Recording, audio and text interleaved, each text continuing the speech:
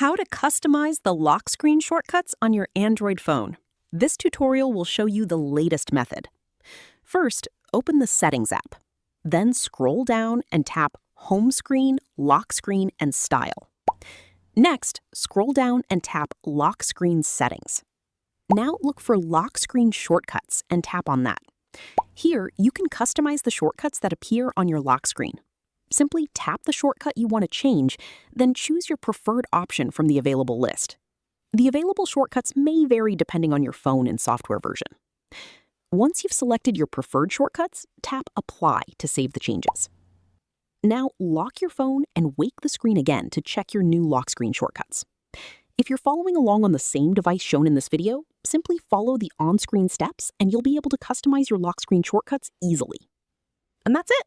You've successfully customized your Android lock screen shortcuts. If this video helped you, don't forget to like this video, subscribe to the channel, and turn on notifications for more Android tips and step-by-step tutorials.